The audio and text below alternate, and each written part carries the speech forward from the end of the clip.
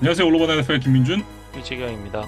이제 12주차 리뷰로 돌아왔습니다. 빠르게 리뷰 시작을 해보도록 할게요. 일단 버팔로 비글스와 휴스턴 텍산스의 더스데이 나이트 풋볼 경기부터 시작을 해보겠습니다. 23대 19로 휴스턴 텍산스가 승리를 가져왔습니다. 사실 CJ 스트라우드가 이제 컨커션 부상으로 빠졌던 게 이제 9주차 덴버와의 경기였어요. 그리고 이제 그날 또 패배를 했었죠. 그러면서 텍산스가 사실 3승 5패까지 밀려났었기 때문에 글쎄요, 뭐 이번 시즌은 여기서 좀 끝나는 것이 아닌가라는 생각을 사실은 했었습니다. 근데 스트라우드는 이제 그 이후에 이번 주까지 지금 3경기 연속 못 나오고 있는데 놀랍게도 휴스턴은 그 3경기를 모두 승리를 거두면서 오히려 플레이오프에 대한 희망을 더 키워놓은 상황이에요. 그래서 주전 쿼터백이 빠졌는데 오히려 팀은 더 많은 승리를 거두고 있다?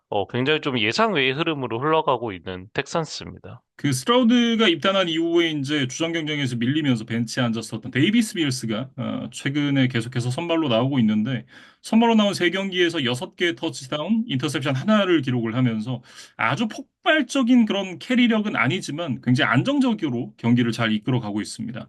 그리고 이제 휴스턴이 리그 최상위권의 수비 지표를 지금 가지고 있기 때문에 밀스가 이렇게 잘 버텨준다면 텍사스가 좀 힘을 받을 수 있는 구조다라고 지금 보시면 될 것 같아요. 그래서 뭐 제기어스, 타이탄스, 빌스, 타이탄스야 그렇다 치더라도 뭐 제기어스라던가 이제 빌스라던가 이제 모두 플레이오프 가능성이 꽤나 높은 팀들을 상대로 이런 승리를 만들어냈다는 것은 이제 분명히 좀 의미가 있는 것 같고.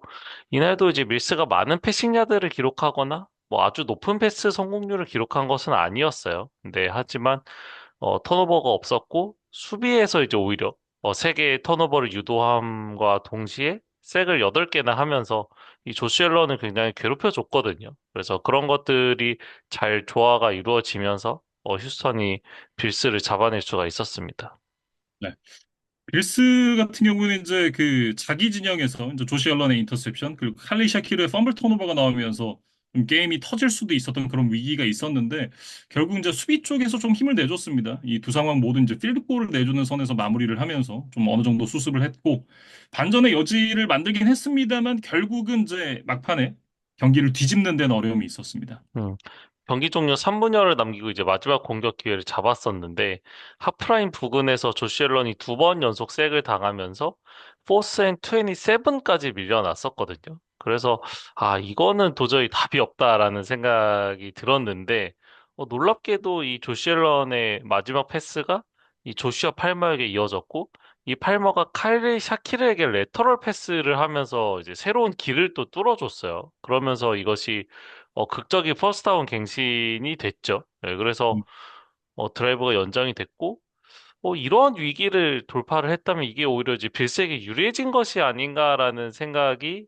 드는 상황이었는데 그 다음에 이제 앨런이 던진 패스가 인터셉션으로 이어지면서 좀 다소 허무하게 이제 경기가 끝나고 말았거든요. 그래서 이 장면을 보면 조시 앨런이 또 한 번 패스 러시에 노출이 되면서 이제 뒷걸음질 치는 과정에서 이제 밸런스를 좀 잃었고 이제 그러다 보니까 뭔가 온전한 힘이라던가 온전히 본인이 원하던 방향으로 이제 패스가 던져지지를 못했던 것 같아요. 네, 그러면서 이제 인터셉션이 됐는데 사실 이날 경기 내내 좀 많은 색을 당하면서 조시 앨런이 힘든 좀 프레셔를 받는 상황이었기 때문에 상대 수비수가 다가오고 있는 상황만으로도 앨런이 좀 밸런스를 잃은 것이 아닌가. 그러니까 약간 좀 정신적인 타격이 있는 상황에서 이 플레이가 이루어진 것이 아닌가라는 생각이 개인적으로 좀 들었던 것 같아요.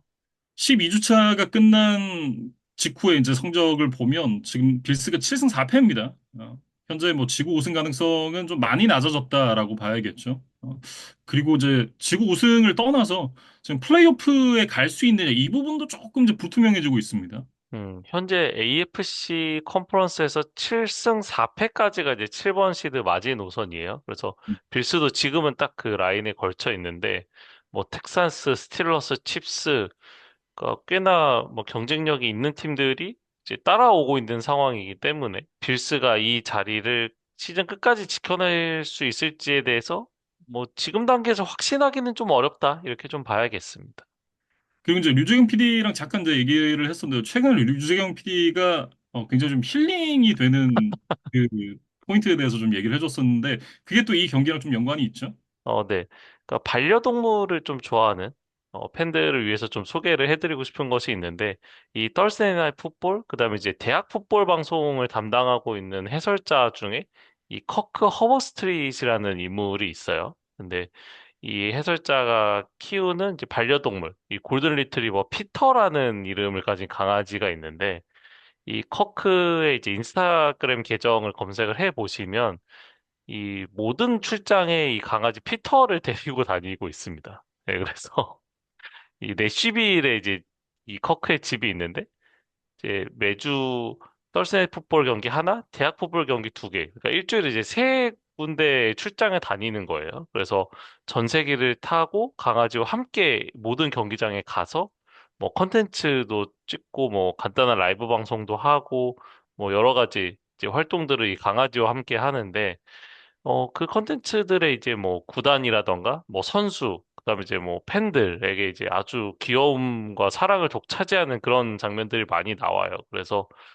일부 팬들은 이제 아예 피터에 대한 이제 치어풀을 써서 오는 팬들도 있더라고요. 음. 그래서 최근에 이제 그 클립들 항상 열심히 보면서 또 시간을 보내곤 하는데 이 반려동물 그다음에 이제 또 특히 이런 강아지에 관심 있으신 분들은 한번 좀 찾아보시면 아주 재밌는 또 포인트가 되지 않을까 싶습니다. 다음 경기로 넘어가 볼까요? 뉴욕 제츠와 볼티모어 레이븐스의 경기입니다.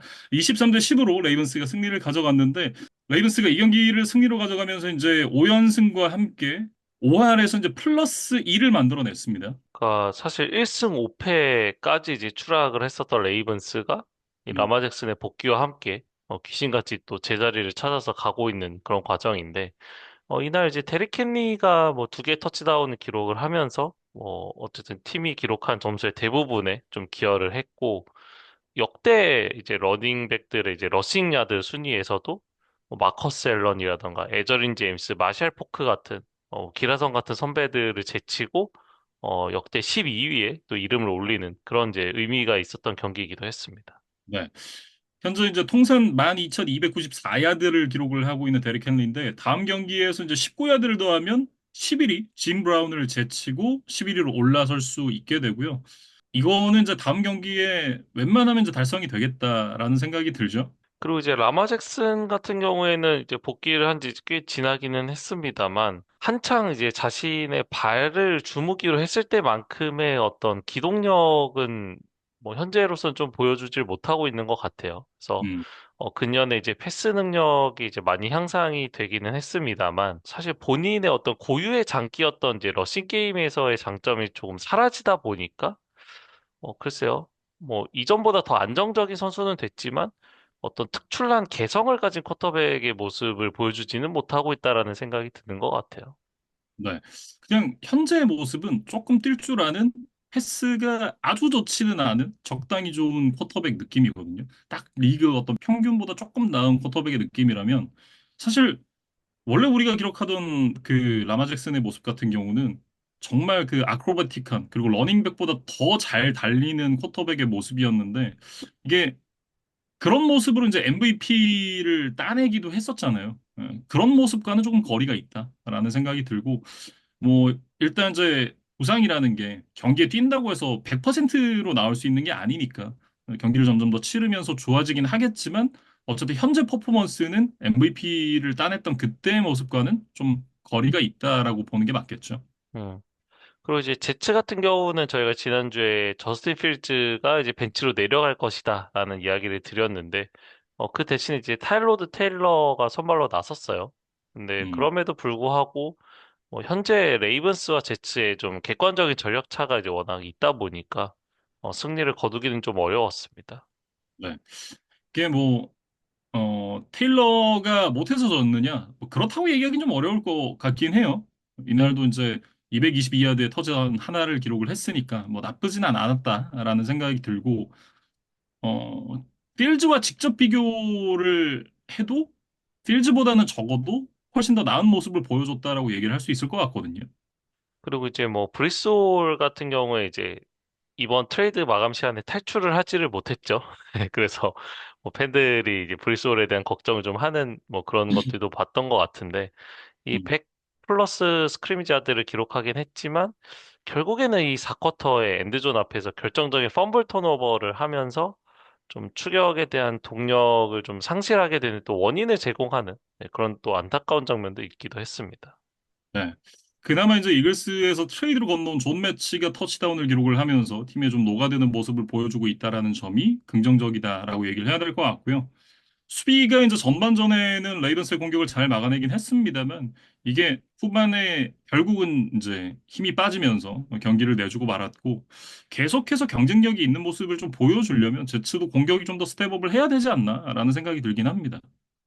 그리고 이제 레이븐스의 향후 스케줄에 대해서만 짧게 살펴보면 이 추수감사절에 이제 벵갈스와의 경기가 있고 스틸러스 그다음에 다시 벵갈스 원정으로 이어지는 그러니까 지구 라이벌들과 이제 3연전이에요. 그래서 조버로우가 이제 복귀를 하는 벵갈스와 좀 좋지 않은 타이밍에 만난다라는 점이 좀 아쉽기는 한데 레이븐스가 계속해서 연승을 이어갈 수 있을지를 좀 지켜봐야 될 것 같습니다. 이 경기들의 결과가 상당히 좀 중요하겠죠. 냉정하게 말해서는 이날 제치 상대로 보여줬던 모습보다는 훨씬 더 좋은 모습을 보여줘야 승리를 좀 장담할 수 있지 않을까라는 생각을 합니다. 그리고 이제 다음 경기는 피츠버그와 시카고의 경기인데 31대 28로 시카고가 승리를 거뒀습니다. 그린베이 시절에 이제 베어스를 상대로 25승 5패라는 압도적인 상대전적 우위를 가졌었던 베어스 레이어 에런 로저스 선수가 이날 부상으로 못 나왔습니다. 예전에 이제 에런 로저스가 그린베이 패커스에서 뛸 때는 내가 너희를 소유하고 있다 뭐 이런 드립을 칠 정도로 자신만만했었던 로저스인데 결국 이제 경기에 나오지 못하면 그런 게 다 소용없죠. 음. 그래서 이날 피츠버그 뭐 팬들이라던가 이제 팀에서는 로저스의 결장이 조금 더 뼈아팠을 것 같아요. 예, 음, 분명히 심리적인 우위를 좀 가질 만한 이제 히스토리를 가진 매치업이었는데 로저스가 좀 필드에 나서질 못하면서 결국에 이제 메이슨 루돌프가 좀 나왔고 결국에는 이제 레이븐스는 승리하고 자신들은 패했기 때문에 이날 이제 공동 선두 자리를 좀 내줄 수밖에 없었습니다. 일단 이제 그 에런 로저스 선수가 빠지면서 메이슨 루돌프 선수가 투입이 됐는데 지난주에는 좀 잘 수습을 해주긴 했습니다만 이번 경기에서는 좀 패스 성공률 자체는 높긴 했어도 생산성이 좀 떨어졌다라고 얘기를 해야 될 것 같고요. 특히 이제 승부처였던 4쿼터 막판 두 번의 드라이브가 좀 허무하게 마무리가 됐던 게 아쉬운 포인트였다라고 좀 보여집니다. 음.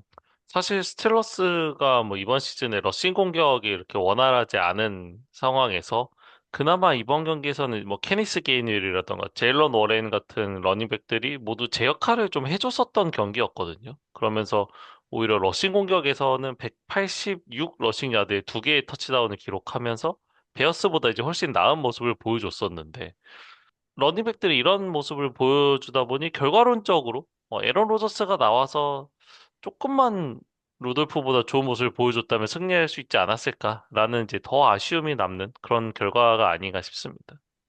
베어스 같은 경우에는 이날 승리 가져가면서 이제 4연승을 이어가게 됐는데 그 네 경기가 모두 이제 원 포제션 이내에 굉장히 치열했던 승부들이었어요.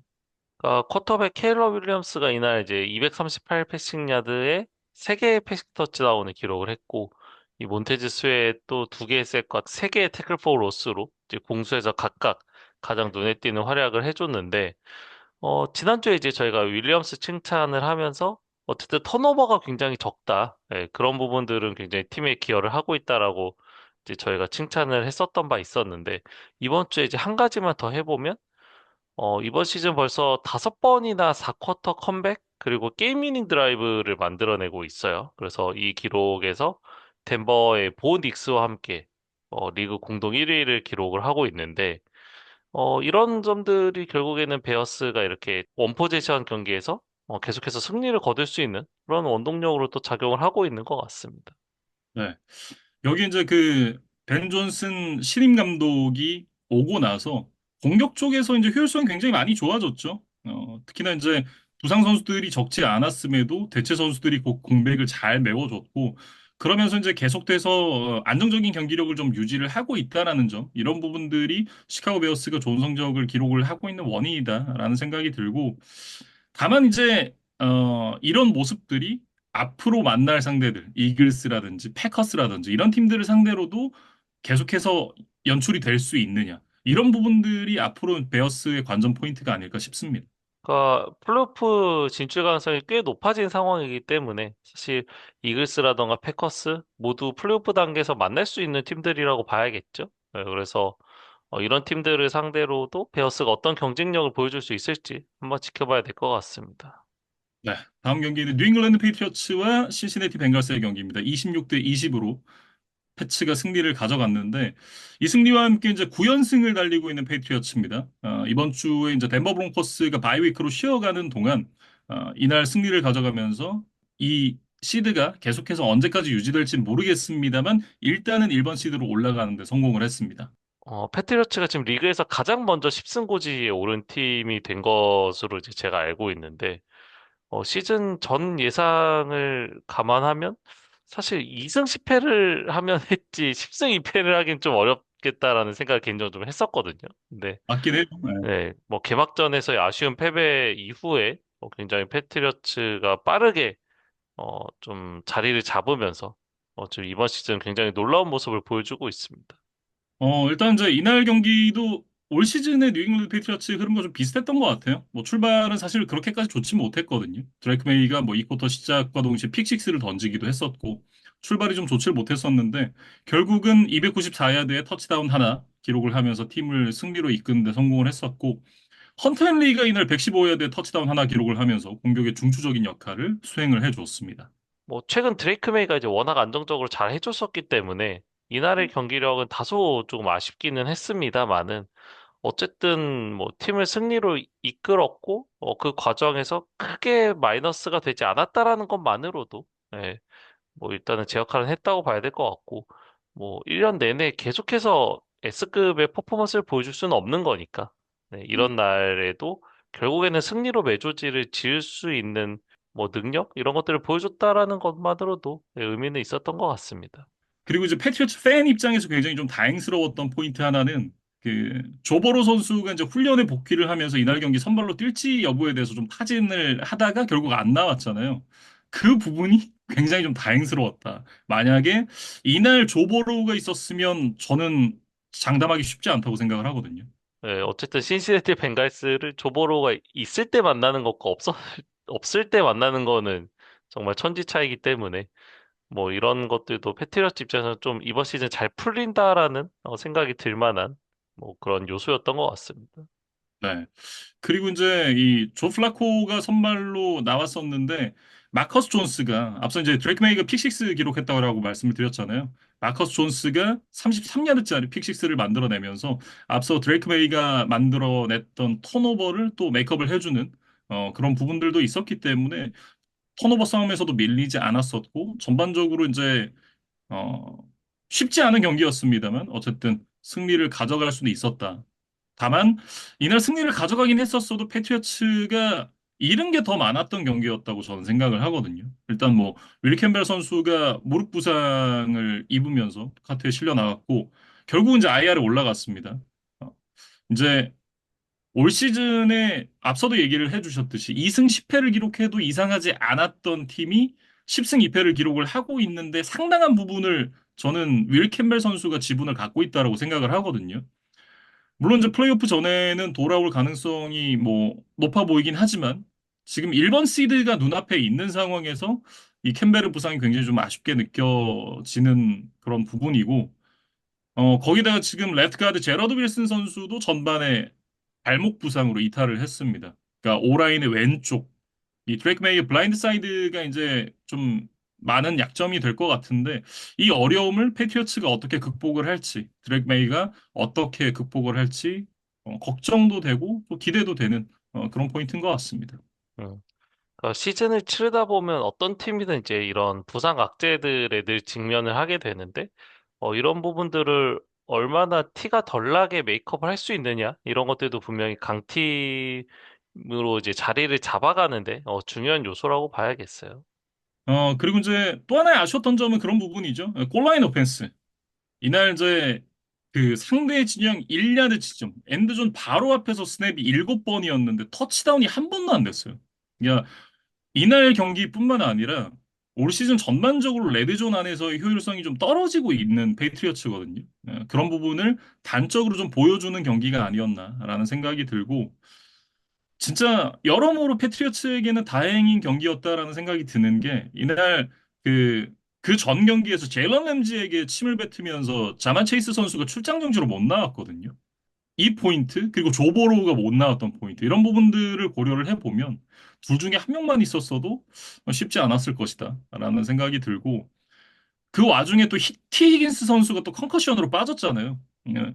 이게 마지막 역전 드라이브에 히긴스만 있었더라도 그렇게까지 좀 허무하게 끝나진 않았을 수도 있겠다라는 생각을 개인적으로 하거든요. 그러니까 페이트리어츠에게는 정말 여러모로 다행스러운 경기였다. 이렇게 정리를 할 수가 있을 것 같습니다. 음.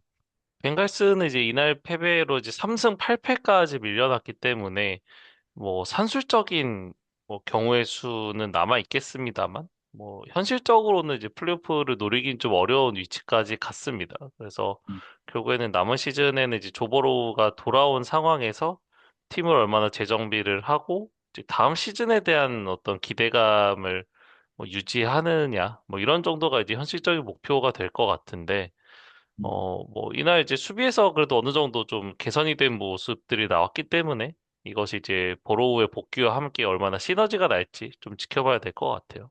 그리고 이날 경기 중에 이제 그 조어 플라코 선수가 손가락이 탈구가 되는 부상이 있었다 그래요. 본인이 벤치에서 뚜둑하고 이제 끼워 넣고 이제 경기를 치렀다고 음, 하더라고. 그런 어떤 베테랑의 투지? 사실 그 정도 짬이면, 그리고 지금 벵갈스의 현재 상황을 고려하면 사실 나 손가락 탈구됐어 하고 안 뛰어도 그만이잖아요. 그런데도 그런 열정을 좀 필드에서 보여줬다라는 게 전 개인적으로 좀 리스펙을 보내는 그런 포인트인 것 같습니다. 그러니까 슈퍼볼 우승 경력을 가진 쿼터백은 뭐 아무나 하는 것이 아니다라는 걸 좀 보여준 사례가 아닌가 싶고 다음 경기는 이제 자이언츠와 라이언스의 경기인데 34대 28로 연장 승부 끝에 디트로이트가 승리를 가져갔습니다. 진짜 디트로이트가 진땀승 얻었죠. 사실 이제 경기를 만나기 전에 어떤 양 팀의 전력을 생각을 해보면 좀 손쉽게 승리를 가져갔어야 되는 경기였음에도 불구하고 연장까지 가는 접전 끝에 어렵게 라이언스가 승리를 가져갔습니다. 이 음, 승리가 라이언스에게 굉장히 중요했던 게, 만약 이날 경기 패배했으면 플레이오프 진출에 굉장히 큰 걸림돌이 됐을 만한 경기거든요. 다행스럽게 승리를 가져갔다라고 얘기를 해야 될 것 같고, 이날 이제 라이언스 최고의 순 선수는 누가 뭐래도 자미르 깁스 선수였습니다. 음. 사실 4쿼터 이제 3분 정도가 지난 시점에서 이제 10점 차 리드를 허용을 하고 있었기 때문에 마음이 굉장히 좀 조급해질 만한 상황이었거든요. 근데 여기서 깁스가 49야드짜리 러싱 터치다운을 만들어내면서 빠르게 이제 점수 차를 좁혀냈고 또 4쿼터 막판에는 이제 동점 필드골을 만드는 그 드라이브에서는 3개의 퍼스트 다운을 혼자서 따내면서 또 이런 이제 야드를 전진하는 데 기여를 했어요. 그리고 음, 연장전 시작하자마자 단숨에 이제 69야드 러싱 터치다운을 또 성공을 시켜내면서 이날의 이제 결승점까지 기록을 했었던 자미르 깁스였습니다. 네. 이날 이제 264 스크리미지 야드에 3개의 터치다운이라는 진짜 말도 안 되는 스탯을 찍었던 깁스였는데, 지난 시즌에 이어서 올 시즌 역시도 경기당 100 스크리미지 야드 이상을 기록을 하고 있습니다. 음, 러닝백이라는 포지션 자체가 최근에 이제 가치절하가 많이 됐잖아요. 어, 그렇다고는 하더라도 이 정도 활약이면 본인이 왜 1라운드에 지명이 됐는지는 확실하게 보여주고 있다. 이렇게 얘기를 할 수 있겠죠. 음. 그리고 이제 이날 경기가 올해부터 바뀐 연장전의 규정의 어떤 변화를 이제 잘 보여줬던 그런 경기이기도 했는데 사실 연장전에서 이제 선공이었던 라이언스가 터치다운을 기록을 했음에도 불구하고 경기가 바로 끝나질 않았거든요. 그러니까 이전 같으면 사실상 이제 골든골이죠. 네, 터치다운을 성공팀이 하면 이제 그대로 경기가 끝나곤 했었는데 그것이 사실은 뭐 공정성에 대한 논란과 함께 이제 수년간 좀 문제 제기가 되어 왔었고 NFL 이제 사무국도 이제 플레이오프에서의 변화를 먼저 도입을 한 후에 이번 시즌부터 정규리그에도 이제 그 변화를 도입을 한 상황입니다. 네. 그러니까 이날 경기로 예를 들면 이제 라이언스가 먼저 터치다운을 기록을 했기 때문에 예전 같았으면 그대로 경기가 끝나야 되는 상황인데, 자이언츠에게도 이제 공격 기회가 주어지게 됐고, 이게 만약에 자이언츠가 터치다운을 또 만들어냈다 그러면 그 다음부터는 이제 누구든지 먼저 득점을 하는 팀이 승리를 하게 되는 그런 룰로 바뀌었거든요. 예. 어쨌든 라이언스가 먼저 공격권을 갖고 갔고 터치다운을 만들어냈지만 자이언츠에게도 공평하게 공격권이 주어졌다. 이게 연장전 룰이 이제 좀 공평해졌다. 이렇게 얘기를 할 수 있을 것 같습니다. 음. 그리고 이제 자이언츠는 이날 이제 패배를 하면서 이번 시즌 플레이오프 탈락이 확정이 됐어요.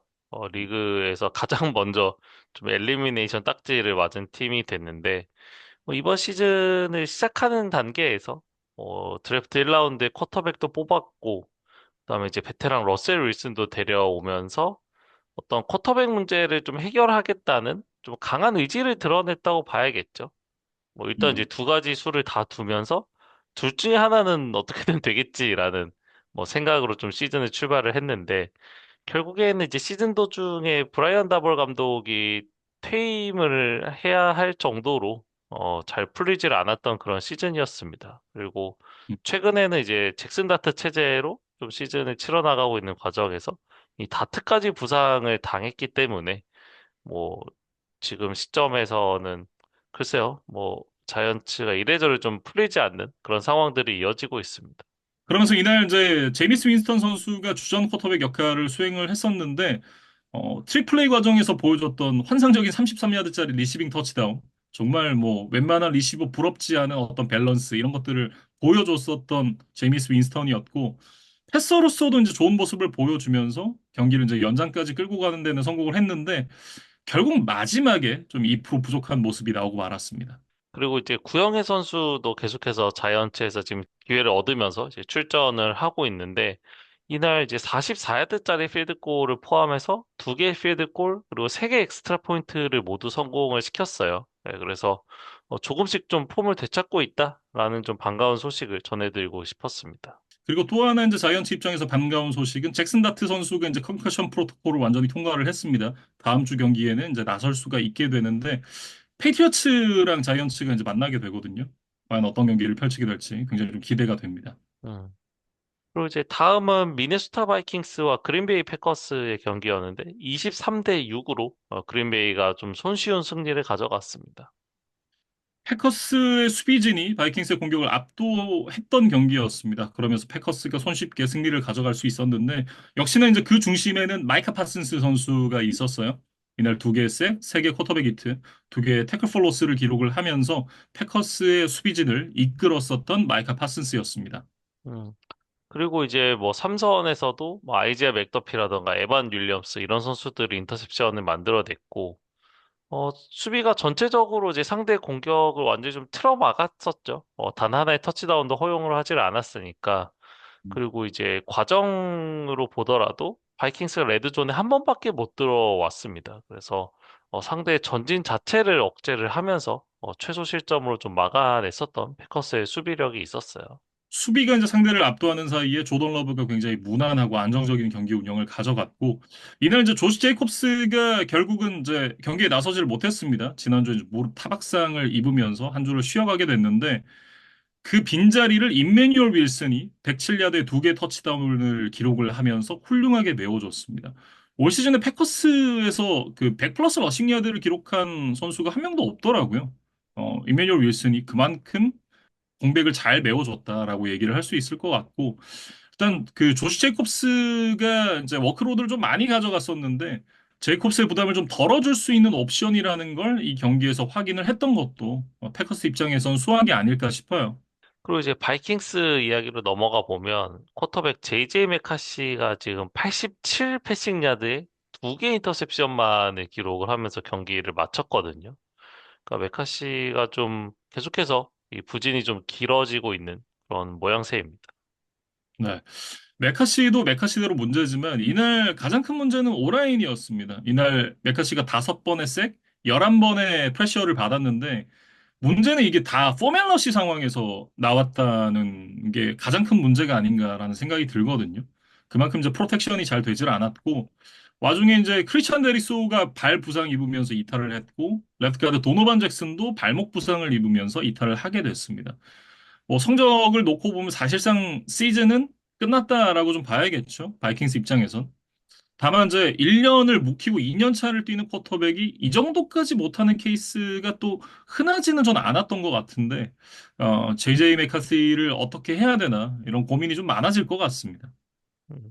그러니까 물론 약간의 케이스는 다르다고 봐야겠죠. 그러니까 뭐 패트릭 마홈스처럼 전략적으로 좀 1년을 기다리게 했던 것과는 달리 메카시는 사실 부상 때문에 1년을 이제 강제로 좀 통으로 쉬었던 이제 그런 뭐 케이스라고 봐야 될 것 같은데 그래서인지 뭐 이번 시즌에 대한 준비가 그렇게 충분치는 않았을 수 있겠다라는 생각은 들어요. 근데 이제 음. 그럼에도 불구하고 시즌을 치러 나가면서 조금씩 개선이 되기보다는 오히려 더 안 좋은 쪽으로 좀 계속해서 문제점들이 드러나고 있다 보니까 바이킹스 팬들 입장에서는 좀 걱정이 많아질 것 같다라는 생각을 하게 됩니다. 다음 경기로 넘어가 보겠습니다. 이네나폴리스 콜츠와 캔자스시티 칩스의 경기 23대 20으로 연장까지 가는 승부 끝에 칩스가 승리를 가져갔습니다. 캔자스시티 칩스가 이제 이 경기 전까지 5승 5패 정확하게 5할의 승률을 기록을 하면서 이게 플레이오프 진출을 할 수 있을까? 이런 걱정을 좀 하는 그런 상황이었거든요. 그런 상황에서 결국은 콜츠를 홈에서 어렵게 잡아내면서 승률이 5할 아래쪽으로 떨어지는 걸 막아냈습니다. 음. 사실 첫 번째 공격에서 이제 자기 진영 레드존에서 이제 공격을 시작을 했었는데 마홈스의 첫 번째 패스가 곧바로 인터셉션이 되면서 상대가 거의 골라인 바로 앞에서 이제 공격을 시작을 할 수 있는 뭐 그런 아주 편안한 상황을 만들어주고 말았었거든요. 그래서 음. 아, 이날도 참 출발이 쉽지 않다 이런 생각을 했었는데 그 이후에도 뭐 전체적으로 많은 시간 동안 공을 점유를 하고 많은 야드를 전진을 하면서 전체적으로 게임 흐름을 주도하기는 했습니다만 이 레드존에 들어갈 때마다 결국에는 터치다운이 계속해서 좀 안 나오는 흐름이 좀 반복이 됐었거든요. 이제 그러면서 3쿼터 종료 시점에 오히려 9대 20으로 밀리는 뭐 대위기를 맞았던 칩스였습니다. 다만 이제 수비가 4쿼터부터 연장전까지 상대의 4번의 공격을 모두 3앤아웃으로 완벽하게 막아냈고 그 사이에 이제 카리먼트의 터치다운, 투포인트 컨버전 성공, 그리고 4쿼터 종료 직전에 동점 필드골, 연장전에 들어가서 끝내기 필드골까지 계속해서 이제 공격이 원활하게 좀 굴러갔던 게 승리의 요인이었다라는 생각이 들고요. 특히 경기당 스크림야드 기록에서 리그 전체 1위를 달리고 있는 조나단 테일러를 66야드로 막아냈다는 거. 이게 평소 조나단 테일러의 기록 대비 한 절반밖에 안 되는 수치거든요. 어쨌든 이 조나단 테일러를 억제를 했던 것이 결국에는 승리를 가져갈 수 있는 원동력이었다. 이렇게 생각이 듭니다. 음. 그리고 이제 리시버 라시라이스도 뭐 141 리시빙 야드를 기록을 하면서 뭐 공격진에서는 또 눈에 띄는 활약을 해줬어요. 그래서 뭐 칩스가 어떻게든 좀 꾸역꾸역 1승을 차지를 하기는 했는데 이날 승리에도 불구하고 이제 칩스의 모든 문제가 완벽하게 해결된 것처럼 보이지는 않거든요. 네, 그래서 플레이오프 진출을 위해서는 이제 남은 시즌 계속해서 좀 전력 투구가 필요한 상황입니다. 한편 이제 콜츠 같은 경우에는 다 잡았던 경기를 놓치면서 이제 잭슨빌 제규어스에게 추격을 허용을 하게 됐습니다. 앞서 이제 4쿼터 이후부터 이제 공격이 꽉 막히는 모습이었다라고 말씀을 드렸었는데, 근데 그 과정에서 조나단 테일러의 비중이 거의 없었거든요. 네, 그 부분은 사실 조금 이제 이해가 안 가는 포인트긴 해요. 그러니까 실제로 4쿼터 이후에 이제 4번을 3앤아웃을 했으니까 이제 12번의 공격 스냅이 있었던 거잖아요. 근데 이제 그 음, 중에 조나단 테일러에게 러싱 공격을 맡긴 것이 단 3번밖에 되지를 않았어요. 사실 이제 저희 방송을 포함해서 이제 NFL에 대한 이야기를 하는 이제 모든 뭐 유튜버라던가 뭐 해설위원분들 다 공통적으로 이야기를 하시는 부분일 텐데 러싱 공격과 패싱 공격을 비교를 했을 때, 러싱 공격의 장점으로 앞서고 있는 상황에서 시간을 소모할 수 있다. 그리고 패싱 공격에 비해서 턴오버 위험이 상대적으로 적다. 네, 이러한 이제 장점들 때문에 사실 앞서고 있는 팀에서는 이제 4쿼터에 러싱 공격을 좀 장려를 하기 마련이거든요. 음. 그래서 뭐 때로는 이제 그것이 너무 과해서 너무 상대의 수비에게 뻔한 패턴으로 읽혀서 문제가 되는 경우는 있다 하더라도 그래도 정석은 러싱 공격의 비중을 좀 높이는 것이라고 생각이 되는데 가뜩이나 이제 콜츠는 조나단 테일러 같은 이제 좋은 러닝백을 또 보유를 하고 있기 때문에 뭐 더더욱 그 정석을 잘 따르면 글쎄요, 높은 확률로 이제 승리로 귀결될 가능성이 더 높다고 생각이 들거든요. 근데 글쎄요, 뭐 이날 이제 쉐인 스타이켄 감독이 왜 패싱 공격을 많이 사용했는지, 예, 그것이 결과적으로 또 패배로 이어졌기 때문에 또 많은 비판에 시달리고 있는 그런 상황입니다. 스타이킹 감독이 이런 게 처음이 아니잖아요. 그래서 더욱더 좀 비판을 많이 받고 있는 것 같고, 이게 리스크가 있는 선택을 했으면 결국 이제 결과로 증명을 해야 되는데, 그러려면 조금 더 이제 창의적인 스kim 혹은 디테일이 조금 더 있어야 되지 않나, 라는 생각이 들긴 합니다. 음. 그러니까 결국에는 데니얼 존스의 패싱에 많은 것을 맡겼는데, 뭐 결과적으로 잘 되지를 않았죠. 그리고 음. 사실 뭐 4쿼터 뭐 첫 번째 드라이브 정도 이제 그런 실패를 겪었다면 뭐 두 번째 드라이브라도 좀 변화를 가져갔으면 좋았을 텐데 연장까지 네 번의 드라이브를 어떻게 보면 계속 같은 패턴의 실패를 반복하다 보니까 뭐 현지 언론이라던가 팬들에게 좀 납득할 수 없는 좀 패배라는 좀 인상을 강하게 줬던 그런 경기가 아닌가 싶습니다. 다음은 이제 시애틀 시옥스와 테네시 타이탄스 경기로 넘어가 보겠습니다. 30대 24로 시애틀 시옥스가 승리를 가져갔는데요. 스코어가 30대 24 원포지션이라서 타이트한 경기였다라는 생각이 들 수 있지만 3쿼터에 이미 30대 10까지 벌어진 소위 말하는 이제 가비지 게임이었습니다. 음. 뭐 시애틀에 이번 시즌 뭐 여러 잘하는 선수들이 있지만 이 잭슨 스미스 은지그바 이야기는 거의 저희가 매주 하게 되는 것 같아요. 예, 그래서 이날도 8번의 캐치로 167 리시빙 야드 2개 터치다운을 기록을 하면서 시옥스 단일 시즌 리시빙 야드 신기록을 아직 시즌이 뭐 중후반 정도까지밖에 오지 않았음에도 불구하고 이제 벌써 세웠던 그런 은지그바의 엄청난 페이스가 있었습니다. 네. 기존의 기록이 이제 DK 메카프가 갖고 있었던 이제 2020 시즌의 16경기에서 1303야드 기록이거든요. 근데 이걸 11경기 만에 깼으니까 지금 이제 JSN의 페이스가 얼마나 대단한지 다시 한번 좀 생각을 해볼 수가 있는 부분인 것 같고, 현재 이제 1313야드 기록을 하고 있습니다. 이게 얼마나 대단한 기록이냐면 2위인 피켄스와 한 150야드 정도가 차이가 나고 3위 자말 체이스와 340야드가 차이가 납니다. 그리고 이게 조금 더 직관적으로 말씀을 드리면 2012년에 이제 메가트론 켈빈 존슨 선수가 세운 NFL 역대 단일 시즌 최다 리시빙 야드 기록을 깨는 페이스예요. 물론 이제 한 경기를 덜 치렀죠, 메가트론은. 그래서 이제 직접적인 비교는 사실 좀 어렵다라고 생각하지만 어쨌든 그 기록을 깰 수 있는 페이스로 가고 있다는 것 자체가 어마어마하다는 얘기죠. 음. 그러니까 그러한 역대급 기록들을 소환한다는 것 자체만으로도 이번 시즌 JSN의 놀라운 페이스, 놀라운 활약을 다시 한번 좀 새삼 느끼게 되는 대목인 것 같습니다.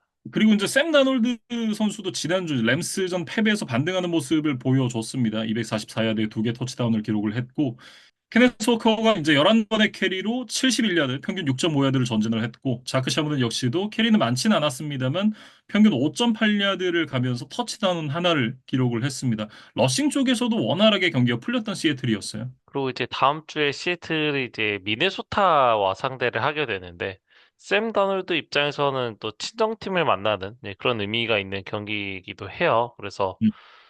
다놀드가 이적한 이후에 오히려 더 잘 풀리고 있는 시애틀, 그리고 이제 잘 안 풀리고 있는 이제 미네소타의 대결인데, 다놀드가 이 경기에서 어떤 모습을 보여줄지 좀 지켜봐야 될 대목인 것 같습니다. 타이탄스 같은 경우에는 결국은 체급차를 극복하기가 좀 어려웠다라고 얘기를 해야겠죠. 플레이메이커가 없는 상황 속에서도 캐모드 선수가 이제 상대 압박을 풀어가면서 본전을 하긴 했습니다만 주변에 워드를 도와줄 수 있는 선수가 너무 없다는 생각입니다. 특히 이제 러싱도 워드 선수 제외하고 나면 나머지 선수들이 기록했던 부분은 평균 1.6야드를 못 갔거든요. 거기다 이제 리시번진 역시도 이날 뭐 터치다운에 90야드짜리 펀트 리턴을 만들어냈었던 이제 4라운드 루키 치미어 디케 선수를 제외하고 나면 딱히 인상적이라는 느낌을 주는 선수가 없었습니다. 그러니까 사실 뭐 토니 폴라드라던가 이런 선수들이 좀 캠 워드의 짐을 나눠 들어 주어야 하는데 그런 것들이 잘 되질 않다 보니까 뭐 테네시가 이제 감독을 교체하는 뭐 강수를 뒀음에도 불구하고 크게 개선된 모습을 아직까지는 보여주질 못하고 있습니다. 가면 이제 내년 드래프트 1라운드 픽이 또 한 번 유력한 상황이죠. 기왕 이렇게 된 거, 1라운드 픽을 좀 잘 지키는 게 좋지 않나 싶은 생각이 들기는 해요. 음. 그러니까 어쨌든 쿼터백은 있으니까 내년에도 전체 1번 픽을 받게 된다면 뭐 자신들이 또 취약하다고 생각하는 포지션에 이제 탑 재능을 또 뽑을 수 있는 그런 기회를 또 갖게 되지 않을까? 아니면 이제 이 드래프트 픽을 팔아서 조금 내려가서 더 많은 선수들을 보강을 한다던가 뭐 여러 가지 선택지가 좀 있을 수 있을 것 같습니다. 다음은 이제 잭슨빌 제기어스와 애리조나 카디널스의 경기입니다. 이 경기도 연장을 갔어요. 연장 승부 끝에 27대 24로 잭슨빌 제기어스가 승리를 가져갔습니다. 음. 트레버 로렌스의 기복이 정말 미친 듯이 널뛰었던 그런 경기였는데, 어쨌든 뭐 꾸역승을 했다는 게 좀 중요한 거라고 봐야겠죠. 그래서, 음. 상대 패스러시를 이제 백스텝으로 피하면서 아주 절묘한 터치다운 패스를 성공시키는 그런 하이라이트 클립들도 있었어요. 그러면서 3개의 터치다운 패스를 기록한 로렌스이기도 했는데, 그에 반해 이제 인터셉션도 3개, 펌블 턴오버 1개까지 기록을 하면서 혼자서 4개의 턴오버를 다 했던 또 그런 이제 안 좋은 장면들도 계속해서 좀 나왔었거든요. 그래서 사실은 턴오버 싸움에서 이제 0대 4로 밀렸기 때문에 원래 같으면 좀 졌어야 하는 경기의 흐름이었는데 이거를 결국에는 또 잭슨빌이 이겨냈습니다. 네. 결국은 이거는 이제 수비의 수운이라고 봐야겠죠. 수비가 잘 버텨준 덕분에 그렇게 많은 턴오버가 나왔음에도 경기를 승리로 가져갈 수 있었다. 이렇게 얘기를 해야 될 것 같고, 그 네 번의 턴오버 중에 이제 그 픽식스로 곧바로 실점이 됐던 한 번을 제외를 하고 나면 세 번의 수비 드라이브 중에 두 번을 펀트로 막아줬거든요. 결국은 이 부분이 승부를 연장까지 끌고 갈 수 있었던 원동력이었습니다. 음. 그리고 이제 앞서 콜츠 이야기 할 때도 잠깐 설명을 드렸지만 이번 주 경기 결과를 바탕으로 지구 1위 콜츠와의 승차를 한 경기까지 줄여내는데 성공을 했습니다. 네, 그래서 음, 남은 시즌 좀 충분히 역전을 한번 노려볼 수 있을 만한 상황인 것 같아요.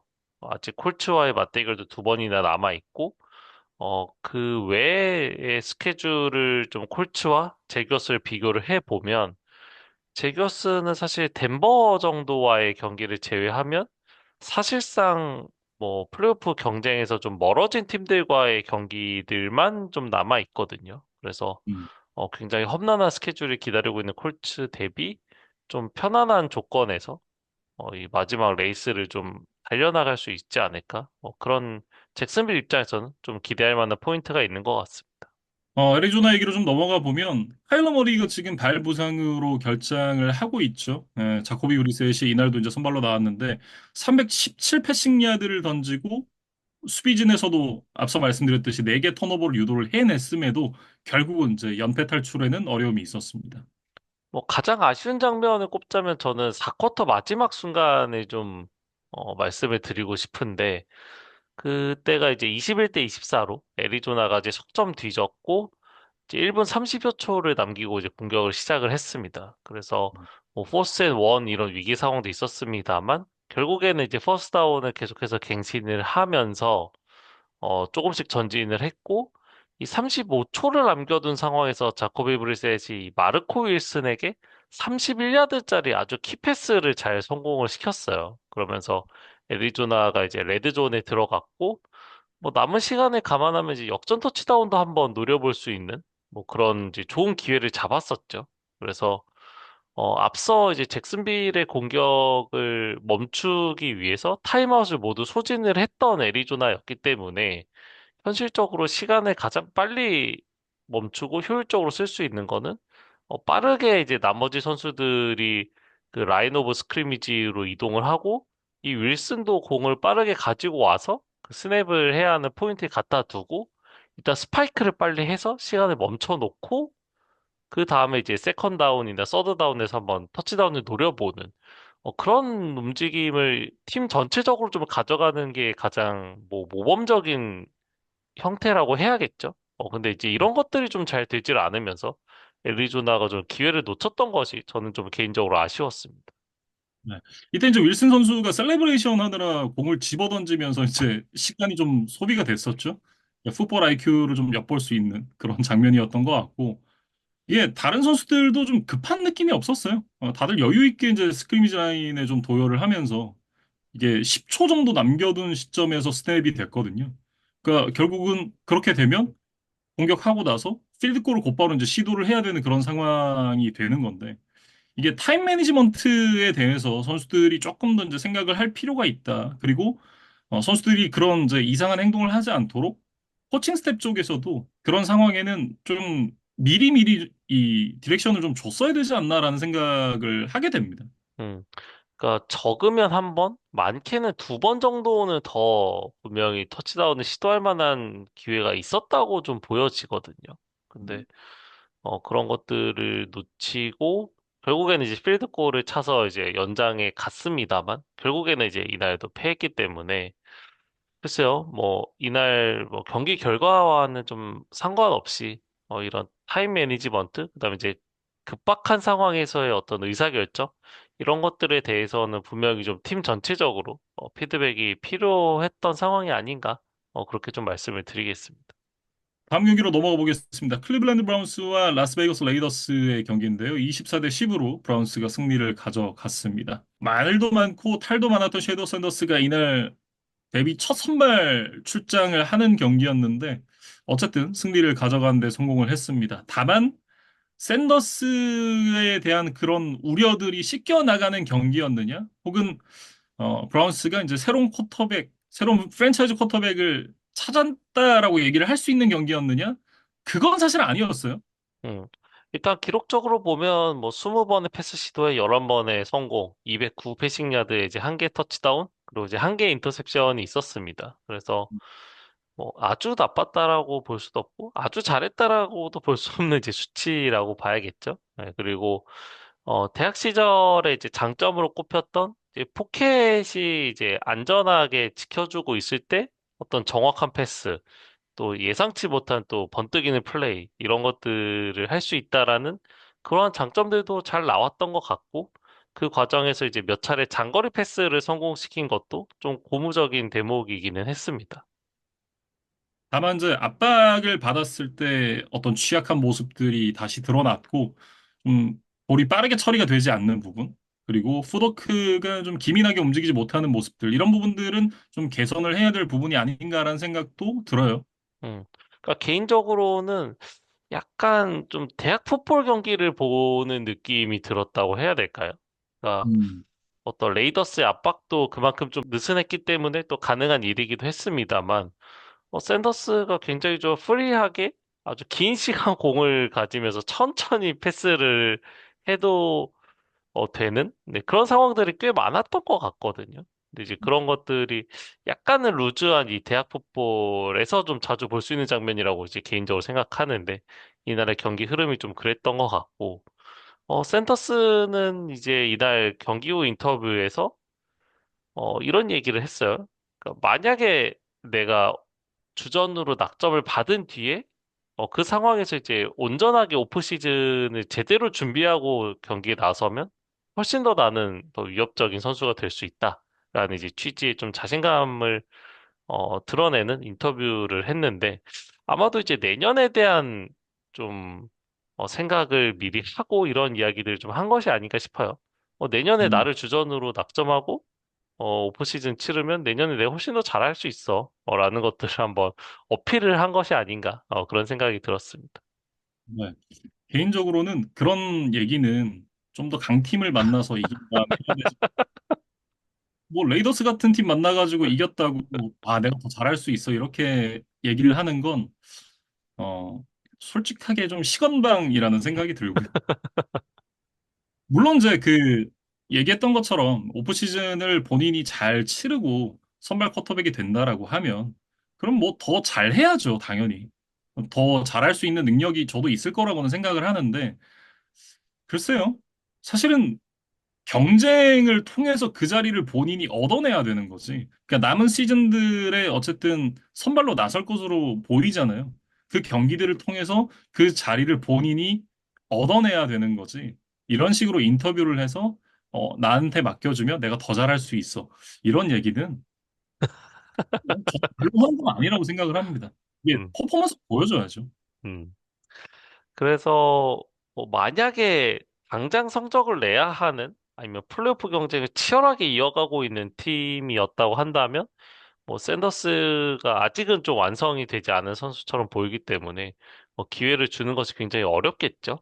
네, 음. 그렇지만 사실 현재 브라운스의 쿼터백 뎁스를 보면 뭐 투셔너스는 이제 또 부상을 당해 있는 상황이고 뭐 게브리얼도 이제 짧은 기간의 부상이지만 또 그 이전에 보여줬던 퍼포먼스가 이렇게 만족스럽지 않았기 때문에 지금은 좀 여유도 있는 상황에서 이 섀도우 샌더스에게 몇 경기 더 기회를 주는 것도 나쁘지 않을 것 같다는 생각이 들어요.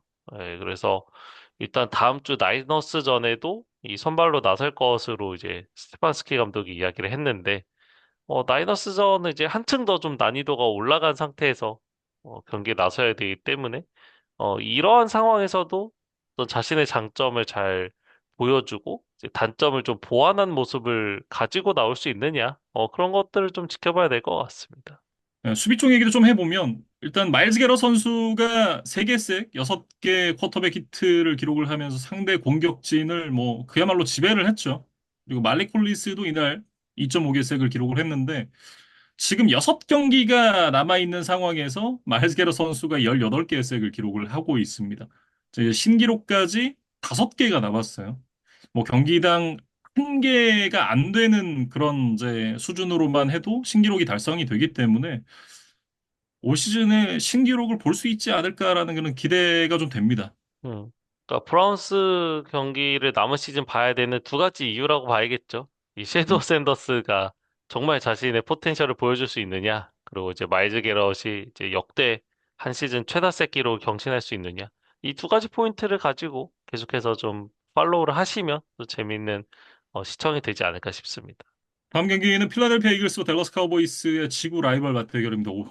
이번 주 최고의 업셋 경기였죠. 24대 21로 댈러스 카우보이스가 승리를 가져갔습니다. 그러니까 사실 결과도 결과지만 그 경기 내용적으로도 댈러스가 크게 뒤지던 경기를 뒤집었기 때문에 여러모로 좀 재밌는 과정과 결과가 있었어요. 21대 0으로 끌려가고 있던 댈러스 카우보이스가 정말 미친 역전승을 만들어냈죠. 이 쿼터 막판부터 이제 댈러스 카우보이스가 추격을 시작을 해서 4쿼터에 동점 만들고 그리고 이제 브랜든 오브리의 역전 끝내기 필드골로 승리를 가져가는데 성공을 했습니다. 이게 댈러스 카우보이스 역사상 가장 큰 점수차 역전 타이 기록이라고 얘기를 하더라고요. 그래서 댈러스가 뭐 이번 시즌 성적이 아주 만족스럽지는 못합니다만 지금 가장 잘 나가고 있는 지구 라이벌을 홈에서 이러한 경기 내용으로 잡았다? 홈팬들에게 뭐 최종적인 결과와 상관없이 또 아주 기분 좋은 추억을 좀 선사한 것이 아닌가? 그런 생각이 좀 들어요.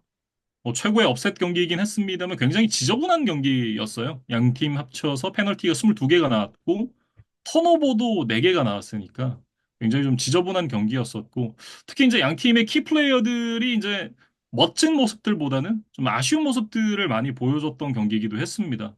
세이컨 바클리가 펌블을 한다든지 프레스캇은 뭐 엔드존에서 인터셉션을 던지기도 했었고 CD램은 이제 터치다운 패스가 될 수 있었던 그 패스를 포함해서 드랍을 3번을 기록을 했고 그리고 이제 댈러스의 올 시즌 이제 최고의 수확 중 하나인 키커 브랜든 오브리 선수가 51야드짜리 필드골을 또 실패를 하는 그런 모습들도 나왔었거든요. 여러 차례 이제 슬러피한 모습들이 나왔던 경기였는데 그럼에도 댈러스 카우보이스가 수비의 스텝업을 바탕으로 후반에 역전을 만들어내는데 성공을 했었고 프레스카 선수도 이날 이제 354 패칭 야드에 패싱 터치다운 2개, 러싱 터치다운 하나, 인터셉션도 하나 있긴 했습니다만 어쨌든 팀을 승리로 이끄는데 성공을 했습니다. 거기다가 이날 경기를 통해서 토니 로모를 넘어서 댈러스 카우보이스 역대 패싱 야드 리더로 올라서는데 성공을 했어요. 저희가 엠스플에서 이 NFL 중계를 오랜만에 다시 시작했을 때가 이 덱 프레스캇의 데뷔 시즌이었잖아요. 네, 그래서 참 그때로부터 많은 시간이 흘렀다. 네, 프레스캇이 어떤 이제 누적 기록으로 댈러스의 프랜차이즈 1위에 올라설 만큼 꾸준하게 경기에 출전을 했고 그만큼 또 시간이 흘렀다라는 것들이 좀 체감이 되는 그런 기록인 것 같습니다. 그때 엘리엇과 프레스캇의 어떤 모습을 보면서 아, 댈러스가 이제 드디어 뭔가 좀 부활을 하나 보다라는 생각을 했었는데 아직도 컨퍼런스 챔피언십에 못 나갔다는 거. 아무튼 이제 토니 로모를 넘어선 만큼 이제는 좀 뭔가 달라진 모습들을 보여줘야 되는 그런 시기가 오지 않았나라는 생각이 드는데 올 시즌도 현재까지 어떤 모습만 놓고 봤을 때는 쉽지만은 않을 것 같아요. 일단 플레이오프 진출 자체가 쉽지가 않습니다.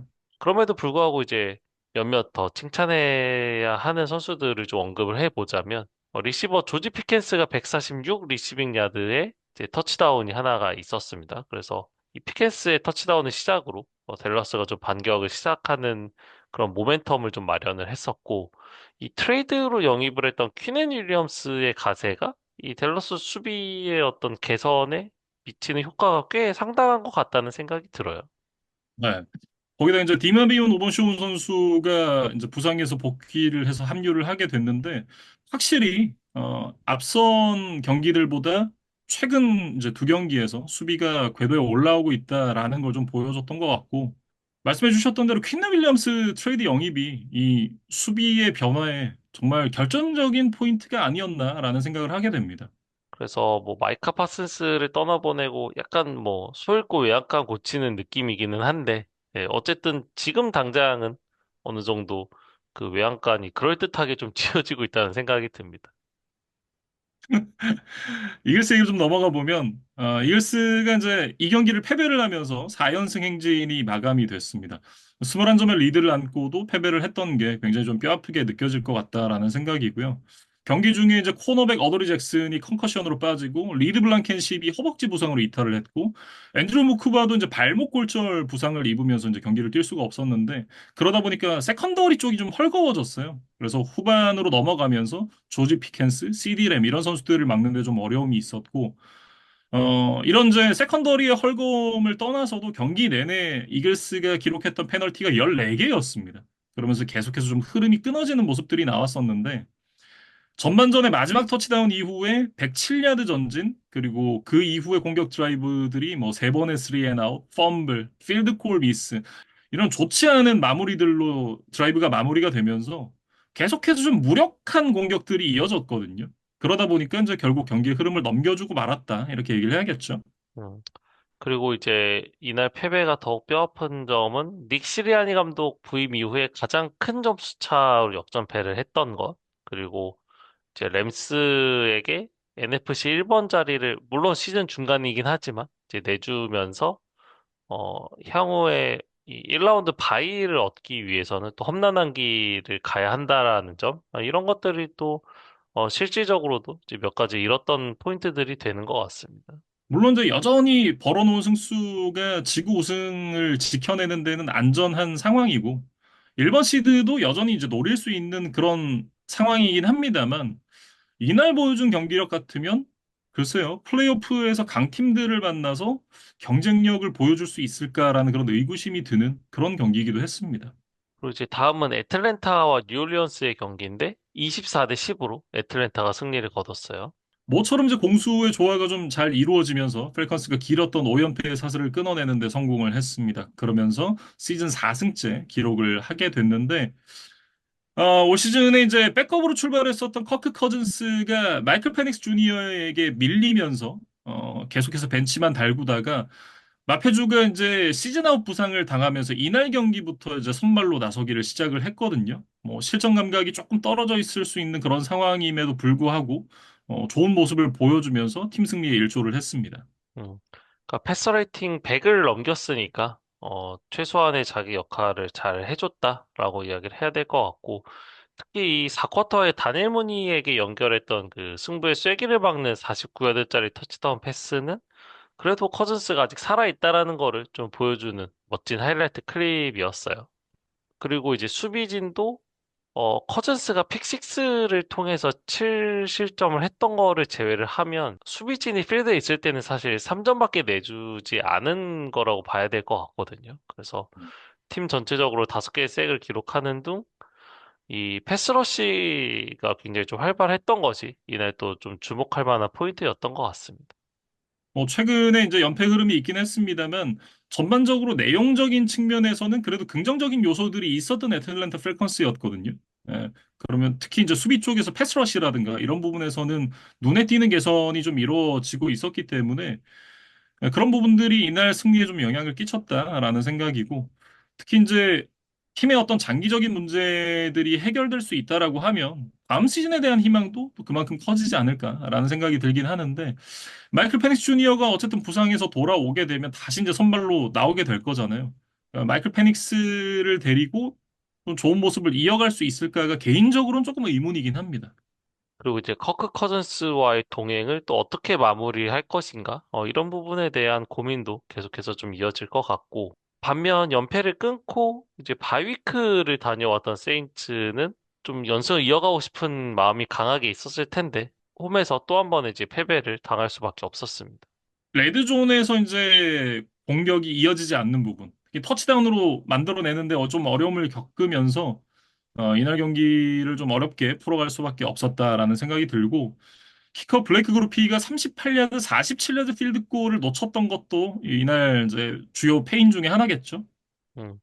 그리고 이제 골라인 근처에서 테이서밀에게 스텝을 맡기면서 최종적인 득점을 좀 메이드를 하려는 시도들이 있었는데, 그것들이 좀 두 번 연속으로 이제 실패로 돌아가고 말았던 그런 장면들이 있었거든요. 그래서 이 3쿼터 중반에는 힐이 오른쪽으로 돌아나가면서 패스를 던졌는데 상대 수비에게 막혔고, 4쿼터 초반에는 이제 센터의 스냅이 높게 오면서 힐이 한 번에 공을 잡지를 못했어요. 그래서 리커버리를 하는 데는 성공을 했지만 결국에는 이제 공을 버리는 것이 최선인 상황까지 이제 몰리다 보니까 그것이 결국 터치다운이 되지를 않았었습니다. 그래서 이런 부분들이 좀 아쉬웠어요.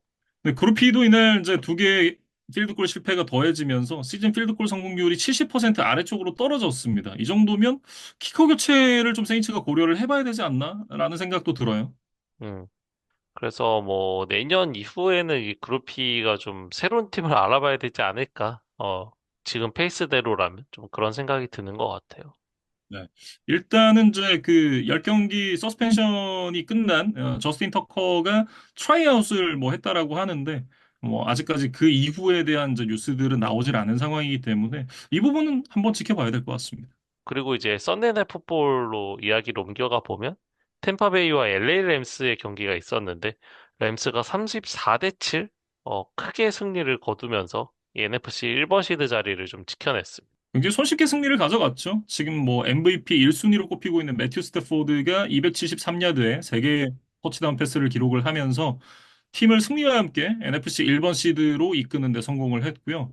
특히 이제 올 시즌 전체적인 내용을 봤을 때 터치다운 인터셉션 비율이 진짜 좋습니다. 30개의 터치다운, 2개의 인터셉션. 정말 압도적인 퍼포먼스를 보여주고 있는 매튜 스태포드고 개인적으로는 뭐 올 시즌 드레이크 메이가 굉장히 좋은 퍼포먼스를 보여주고 있는 건 맞지만 현 시점에서 MVP 1순위 후보 저는 스태포드라고 생각합니다.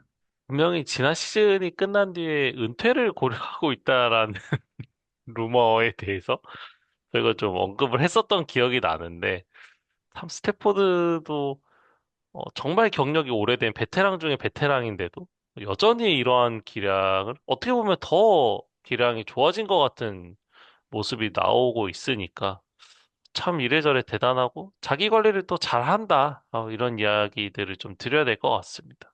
만년 하위권에 있는 팀인데 쿼터백이 문제가 아니어서 쿼터백이 교체가 안 되고 계속해서 그 자리를 지켰잖아요. 그러니까 그런 자리를 지킬 수 있었던 데는 그만한 이유가 또 있었다라는 걸 램스에 건너와서 좀 증명을 하는 게 아닌가 싶습니다. 음.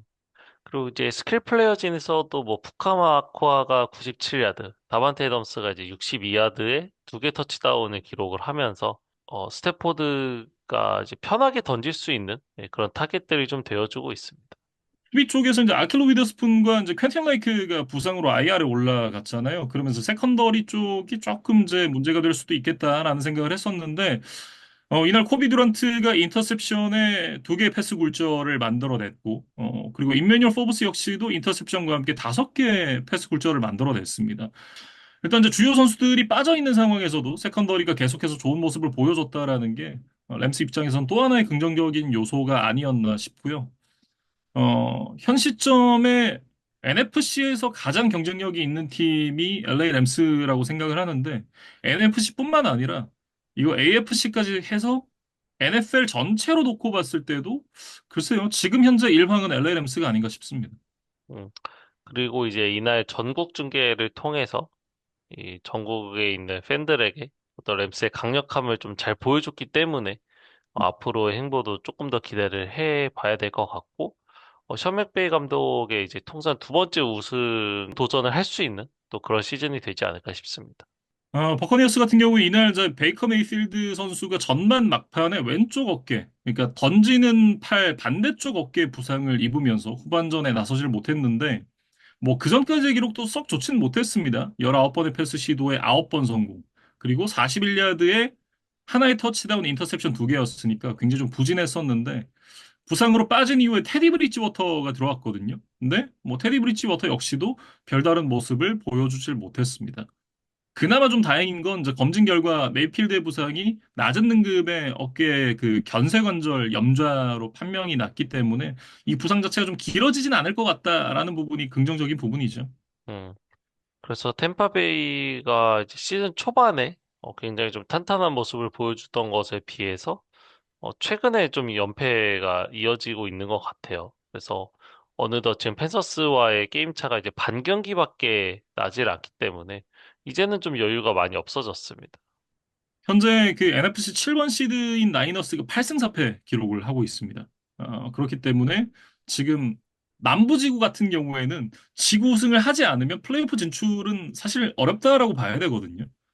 그렇기 때문에 펜서스와 벅스의 경기가 이제 맞대결이 두 번이 남아 있습니다.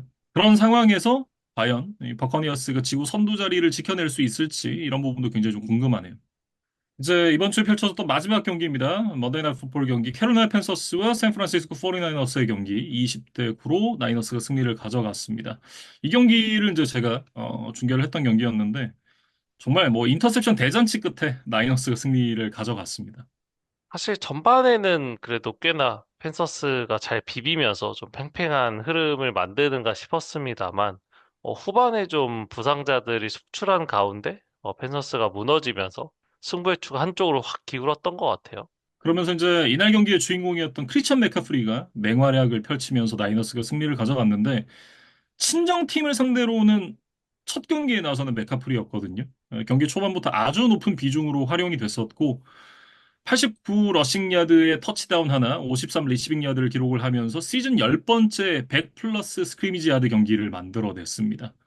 지금 12주차까지 12경기를 치렀는데 그중에 10경기가 100 플러스 스크리미지 야드다? 이거 정말 어마어마한 기록이다라는 생각이 들고 지금 12주차까지 1581야드를 기록을 하고 있습니다. 그러면서 NFL 스크리미지 야드 선두를 달리고 있는 크리스찬 맥카프리인데 역시나 나이너스 공격에서는 빠질 수 없는 존재죠. 뭐 알파이자 오메가다 이렇게 좀 얘기를 해도 될 것 같아요.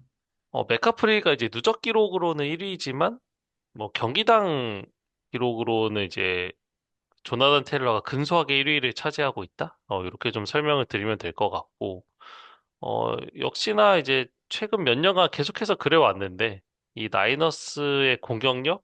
어쩌면 이제 공격력을 넘어서 그냥 팀 전력 자체가 이 맥카프리의 건강 상태와 좀 큰 상관관계를 갖게 되는 것 같아요. 그래서 음, 이번 시즌 맥카프리가 정상적으로 자신의 기량을 잘 보여주다 보니까 나이너스의 성적도 그에 따라서 또 같이 올라가고 있는 것 같습니다.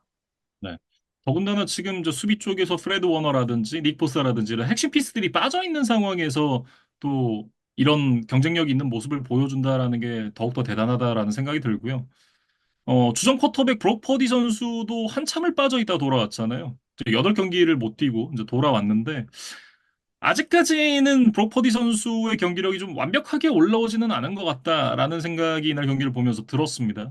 특히나 이제 뭐 짧은 거리, 특히 이제 미드레인지 정도까지의 패스 정확도가 이 선수의 강점이었는데 이날은 패스가 전반적으로 좀 짧고 타이밍이 좀 느린 느낌이었거든요. 칼 셰난 감독도 이제 그 하프타임 때 그런 얘기를 인터뷰에서 했었는데 어쨌든 그러다 보니까 오프닝 드라이브 득점 이후에 3연속 세 드라이브 연속 인터셉션을 기록을 하고 말았습니다. 아직 이제 브로퍼디에게는 좀 시간이 더 필요해 보인다, 라는 생각이 들었고, 그럼에도 불구하고 이 세이프티 제이어 브라운이 두 개 인터셉션을 또 잡아주면서 이 퍼디의 실수들을 좀 만회를 해줬던 것이 또 이날 나이너스 승리의 또 주요 요인이 아니었나 싶습니다. 펜서스가 이제 지난주에 브라이스 영이 이제 그 한 경기 프랜차이즈 최다 패싱 야드 신기록을 기록을 하면서 좋아진 모습이었다라고 얘기를 했었는데 곧바로 또 한 주 만에 대조적인 경기력을 보여주면서 특히 이제 이날 경기 안에서도 좀 기복 있는 모습들을 여러 차례 보여줬었거든요. 이날 이제 팀의 테트라 맥밀란에게 던지는 그 터치다운 패스 같은 경우에는 정말 우와라는 소리가 나올 만큼 좋은 그런 퍼포먼스였다면 대부분의 플레이들에서는 좀 실망스러운 모습이었다라고 얘기를 해야 될 것 같고 뭐 그럼에도 앞선 시즌들보다는 훨씬 나은 모습을 보여주고 있다라고 얘기를 해야겠죠. 그러니까 펜서스가 사실은 이제 약체로 지목이 되던 시절에 비해서 지금은 뭐 지구 우승을 한번 노려볼 수 있는 위치까지 올라왔잖아요. 그러니까 팬들이나 이제 팀에서도 조금 더 욕심이 날 만한 상황이기 때문에 브라이스 영의 분발, 그다음에 약간의 스텝업이 조금만 더 있어주면 좋겠다라는 생각이 계속해서 좀 드는 것 같습니다. 네. 그리고 이제 앞으로의 문제는 그 세컨더리의 부상입니다. 특히 이날 경기 이제 후반에 세컨더리 쪽에서 부상자가 쏟아졌거든요. 그러면서 이제 경기의 추가 확 기울었는데 전반전에 이제 두 개 인터셉션을 만들어냈었던 제이시 혼이 컨커션 부상을 입으면서 경기에서 빠졌고 그리고 제이시 혼의 자리를 메우고 있던 이제 코리 손튼이 3쿼터에 발목 부상으로 이탈을 했습니다. 그 이외에 이제 뭐 클라우디 셰렐루스도 컨커션으로 빠지고 이러면서 이제 수비 쪽에서의 공백이 생겼던 부분을 나이너스가 좀 잘 공략을 했다라는 느낌이고 경기 끝나고 나서 이제 자완 제닝스가 트레번 메릭에게 이제 손바닥을 날리는 그런 장면이 나왔었거든요. 그래서 왜 저래? 이러고 이제 봤는데 나중에 끝나고 찾아보니까 경기 중에 트레번 메릭이 자완 제닝스에게 로블로를 날리는 영상이 떴더라고요. 그러면서 트레번 메릭은 이제 한 경기 출장 정지를 받게 됐고 제닝스는 이제 손을 날리긴 했습니다만 주먹이 아니고 이제 손바닥이기도 했고 그리고 먼저 이제 트레본 메릭에게 로블로를 맞았기 때문에 아마 벌금 선에서 마무리가 되지 않겠느냐, 뭐 이런 얘기들이 나오고 있는데 아직까지 제닝스에 대한 징계는 결정이 안 된 것 같더라고요. 아직까지는 뭐 공식적인 리포트가 올라오진 않았습니다. 그러니까 지난주에는 이제 저희가 자말 체이스와 제런 램지의 싸움에 대해서 이 리그를 음. 대표하는 슈퍼스타들이 좀 그러면 안 된다라는 이야기를 드렸다면 음. 이날은 전국 중계가 되는 이런 많은 사람들이 보는 경기에서는 그러면 안 된다라는 이야기를 좀 드리면서 마무리를 해야 될 것 같습니다. 어쨌든 안 된다. 네, 이렇게 이제 12주 차에 펼쳐졌던 경기들 모두 살펴봤습니다. 점점 더 이제 한 경기 한 경기 치를수록 순위가 바뀌고 시드가 바뀌고 이런 모습들이 나오다 보니까 플레이오프 냄새가 조금씩 나는 것 같다라는 느낌이에요. 음. 그리고 이제 저희가 스포일러를 하지는 않았지만 13주 차에는 이제 추수감사절 트리플 헤더를 시작으로 또 많은 경기들이 준비가 되어 있습니다. 그래서 13주 차 이후에 또 어떤 순위 변동 또 팀들의 이슈가 있었는지 저희가 또 다음 주에 준비를 해서 돌아오도록 하겠습니다.